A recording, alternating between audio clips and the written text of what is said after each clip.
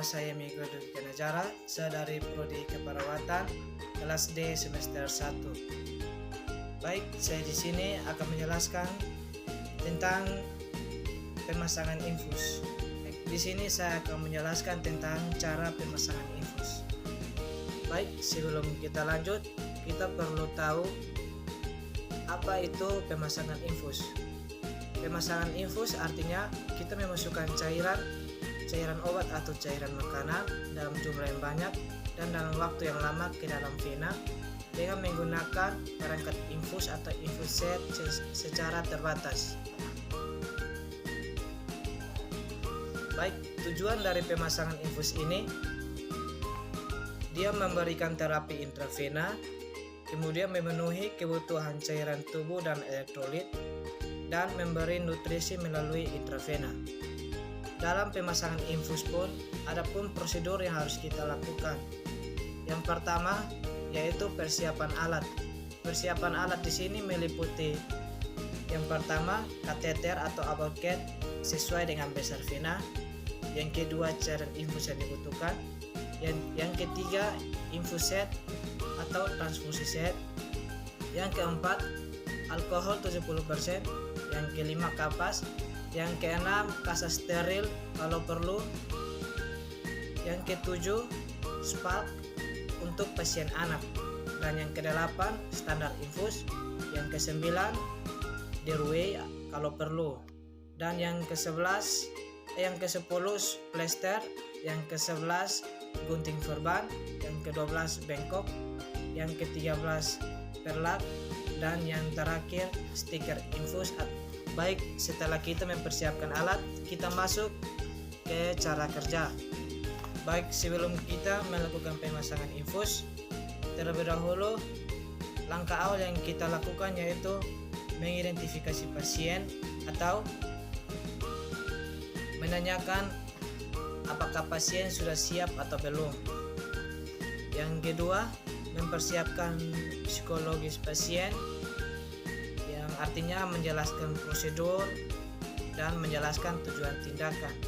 Dan yang ketiga, mengatur cahaya agar penerangan yang baik, karena di sini penerangan juga menjadi hal yang penting. Dan yang keempat, memasang sampiran atau gorden. Mencuci tangan di air yang mengalir, kemudian letakkan perlak dan pengalas di bawah anggota tubuh yang akan dipasang infus. Kemudian memasang sarung tangan bersih atau steril. Dan yang kelima, pasang infuset ke cairan. Pasang infuset ke cairan. Yang pertama, membuka plastik infuset dengan benar. Tetap melindungi ujung selang steril. Menyambungkan infuset dengan cairan infus. Mengantungkan cairan infus di standar infus, mengisi kompartemen infuset, mengisi selang infus dengan cairan, menutup ujung selang dan tutup dengan mempertahankan kesterilan, cek adanya udara di selang atau tidak. Dan yang keenam, memilih posisi yang tepat untuk pemasangan infus. Yang ketujuh, memilih vena yang tepat dan benar. Yang ke-8, pemasangan tourniquet. Yang berikut, desinfeksi vena dengan teknik yang benar. Buka aboket dan periksa apakah ada kerusakan. Menusukkan kateter pada vena dengan arah dari samping.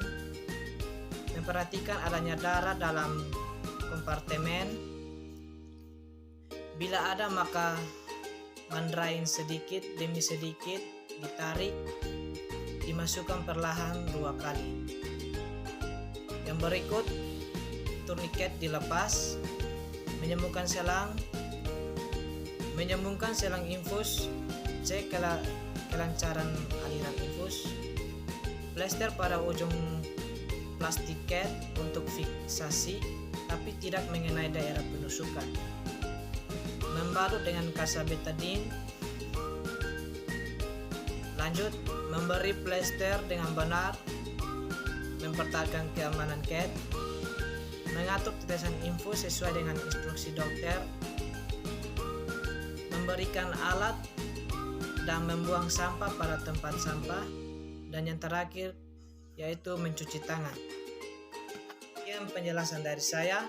Bila ada kesalahan, mohon dimaafkan. Terima kasih.